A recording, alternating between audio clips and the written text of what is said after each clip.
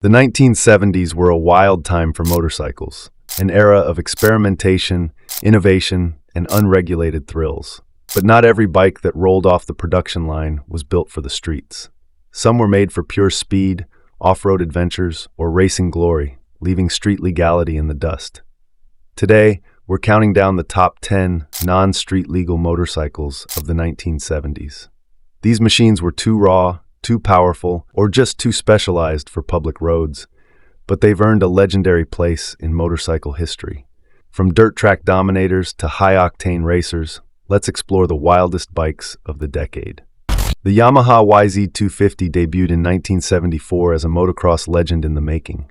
Built for off-road racing, this bike was lightweight, powerful, and packed with features that made it a force to be reckoned with on the dirt track. Powered by a 246cc two-stroke engine, the YZ250 delivered 29 horsepower, which might not sound like much, but in a bike this light, it was a rocket. The YZ250 wasn't just fast, it was innovative. Yamaha introduced features like a monoshock rear suspension, which gave riders better control and stability over rough terrain. This bike was never intended for the streets, and its knobby tires and minimalist design made that pretty clear. Priced at around $1,000 back then, about $6,000 today, it was accessible to serious racers and off-road enthusiasts. The YZ250 quickly became a staple in motocross and enduro racing, and its legacy lives on in the modern iterations of the YZ series. Fun fact, the original YZ250 was so successful that it helped Yamaha dominate motocross championships throughout the 1970s, cementing its place in off-road history.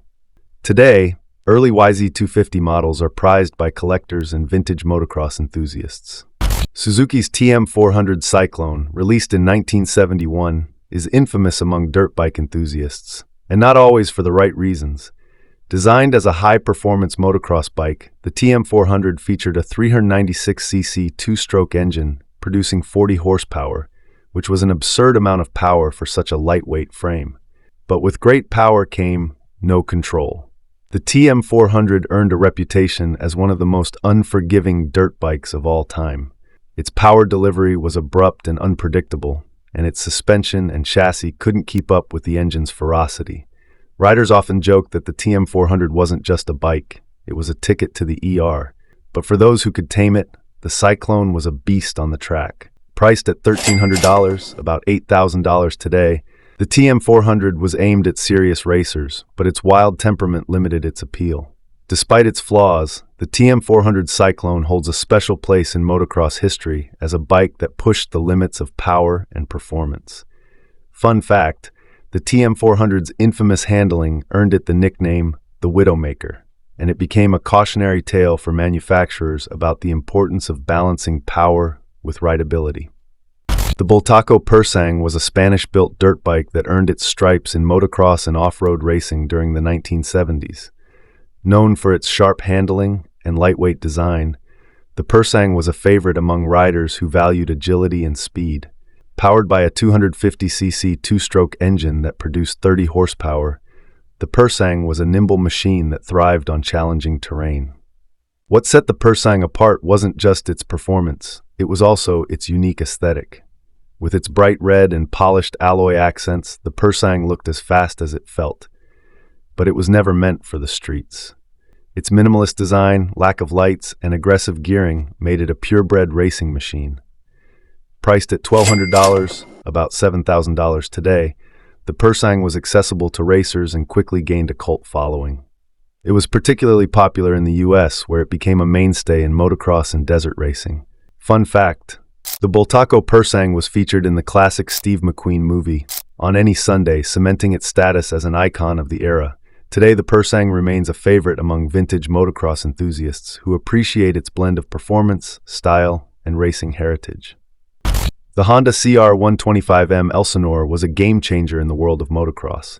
Released in 1973, this bike was Honda's first two-stroke motocross machine, and it set the standard for lightweight, high-performance dirt bikes. Powered by a 123cc two-stroke engine, the CR125M produced 17 horsepower, which, combined with its featherweight 188-pound frame, made it a dream to ride on the track. The Elsinore was designed specifically for motocross racing, and it wasn't street legal for obvious reasons. It had no lights, no mirrors, and a gear ratio optimized for the dirt, not the road. Priced at just $750, around $4,500 today, it was affordable and quickly became a favorite among amateur and professional racers alike. What made the CR125M special was its ease of use. Unlike some of its competitors, the Elsinore was forgiving enough for beginners but powerful enough to compete at the highest levels. It dominated motocross championships in the mid-70s and helped establish Honda as a leader in off-road performance. Fun fact, the Elsinore's name was inspired by the Elsinore Grand Prix, a famous off-road race in California that became a proving ground for dirt bikes during the 1970s. The KTM 250 GS was a European contender in the world of off-road racing, and it brought some serious competition to the table.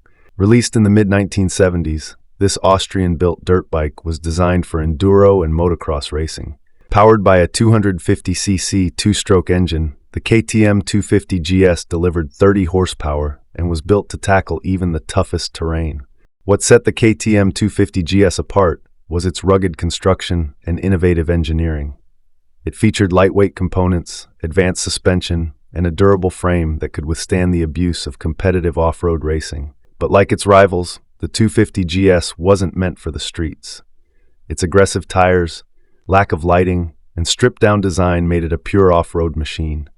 Priced at $1,300, around $7,500 today, the KTM 250 GS was a favorite among serious racers and adventurers. Its reputation for reliability and performance helped cement KTM's place as a leading brand in off-road motorcycles. Fun fact, the KTM 250 GS was one of the early bikes that contributed to KTM's now dominant presence in motocross and enduro racing. Today, vintage models are highly sought after by collectors and off-road enthusiasts. The Husqvarna CR250 was a motocross powerhouse that dominated the racing scene in the 1970s.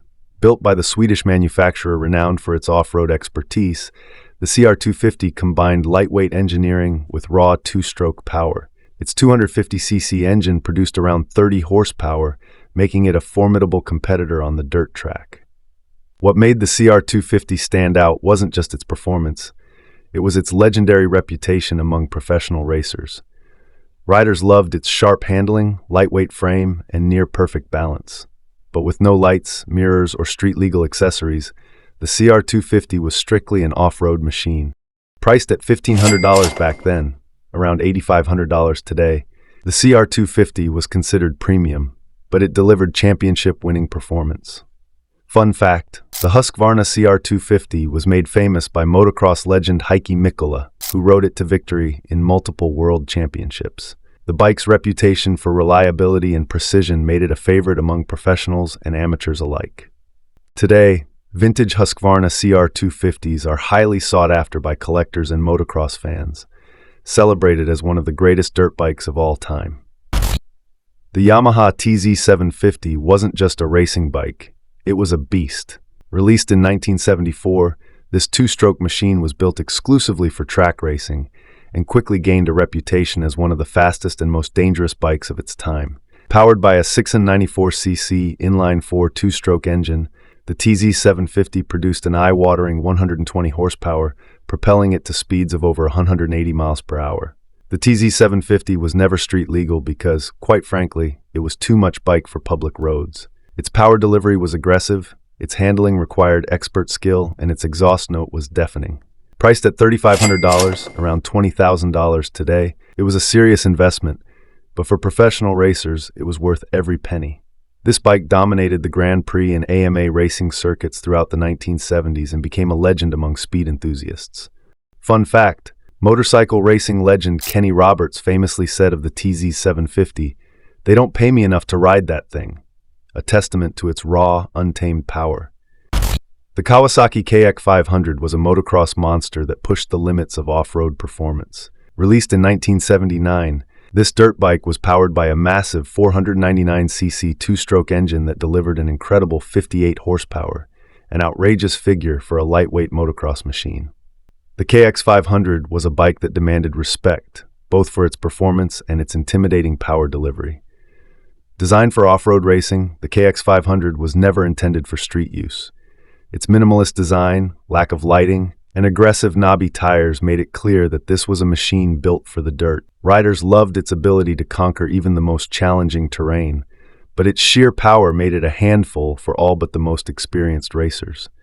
Priced at $1,900, around $10,000 today, the KX500 was a serious investment, but it offered unmatched performance in its class. Fun fact, the KX500 became a legend in the motocross world and was used in competition well into the 1990s, earning a reputation as one of the most dominant bikes in off-road history. Today, vintage KX500 models are revered by collectors and off-road enthusiasts as a symbol of raw, uncompromising power. The CanAm MX3 was a Canadian-built motocross bike that brought innovation and performance to the off-road scene. Released in 1974, the MX3 was powered by a 250cc two-stroke engine that delivered 38 horsepower, making it one of the most powerful bikes in its class. What set the MX3 apart was its advanced suspension system and lightweight frame, which gave it incredible handling and agility. The MX3 was a pure racing machine, and its design reflected that. With no lights, mirrors, or road-friendly features, it was strictly an off-road contender. Priced at $1,500, about $8,000 today, it was affordable enough to attract both amateur and professional racers, and its performance quickly made it a favorite in the motocross world. Fun fact, the CanAm MX3 was developed with input from motocross legend Jeff Smith, who helped fine-tune its handling and performance. This bike's success on the track helped establish CanAm as a serious contender in the off-road motorcycle market. Today, the CanAm MX3 is a rare find and a prized possession for collectors who appreciate its innovative design and racing pedigree. It's a bike that represents the golden age of motocross and the spirit of off-road competition. Taking the top spot is the Harley-Davidson XR750, a bike that redefined flat-track racing and became a symbol of American motorcycling dominance. Introduced in 1970, the XR750 was powered by a 748cc V-twin engine that produced 82 horsepower, plenty of grunt for tearing up the dirt ovals where it competed. Its lightweight frame and impeccable balance made it a favorite among flat-track racers, and it quickly earned a reputation as the bike to beat. The XR750 wasn't street legal for a simple reason. It was built exclusively for the racetrack. Its stripped-down design, aggressive gearing, and lack of road-friendly features made it unsuitable for public roads. Priced at $3,200, about $19,000 today, the XR750 was a serious investment, but it delivered championship-winning performance.